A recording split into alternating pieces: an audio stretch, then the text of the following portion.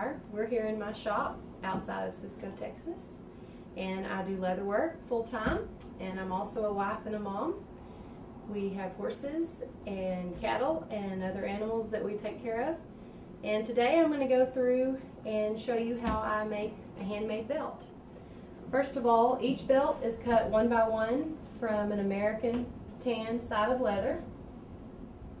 Usually the belts are about 1.5 inches wide, and I'll pull this down here and cut each one off. Once they're cut off, then they are sized to fit depending on the order and the customer's size. I measure, mark, and the tips are cut off. After they're cut to size, then they're glued on a liner.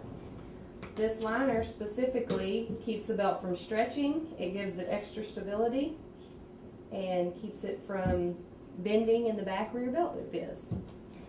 After the belt's glued to the liner, then it is taken over here to my sewing machine. Each belt is sewn one by one, and this also gives it another piece of stability that will keep it from stretching and bending. After the belts are sewn, then they come over here to my bench for the main part of the process. Each belt is hand tooled depending on the order. If the initials are added, then I put initials on at this point. First off, I wet the leather. I use a tap off at sometimes, and it just depends on if it's a pattern that I make a whole lot. I'll use a tap off just to save time. When the leather's wet, you put it down on here and tap it with the hammer, and that leaves an impression on the leather, and this allows me to go back and cut in the pattern with a swivel knife here, and the initials are cut in or whatever the order calls for. After I've got the pattern cut in, it's beveled all the way around the edges and around each leaf and each petal. After it's beveled, then it's backgrounded, and the background is in the back, the darker portions that you see on this belt. And after the backgrounding is done, then the next step is usually to do the shading, and that's what makes each leaf and flower and each petal stand out.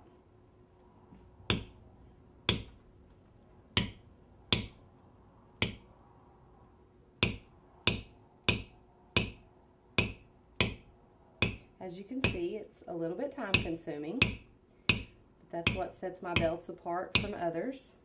You can rest assured you're getting a handmade product that's done one at a time.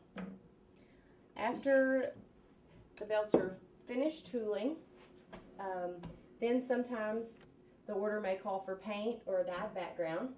If it's a dyed background, I take my dye and a paintbrush, and all the backgrounds are dyed piece by piece with the paintbrush. Then after that point, if they are to be painted, I would paint them at this stage, or they are taken to the other end of my shop where we finish the belt out. Once they get to this point, the edges are dyed. I have a dye box here that the belt is rolled down, and that gives the edge a nice finish. After they're dyed, that's allowed to dry. Then each belt is oiled, and this gives the belt some extra protection that will help it last and not crack throughout the years. After it's oiled, I usually let it dry for about a half a day, depending on the weather, and then a finish is applied. The finish is like a waterproofing and a protective coating. It gives it another layer of protection, helps for a good wear and tear. If the order is called for an antique, then I would apply an antique to it.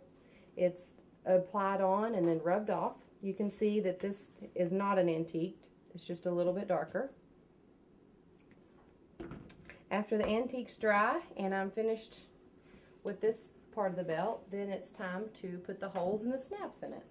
Come over here and I measure again from the fold to where the middle hole goes, and that will be the size of the belt.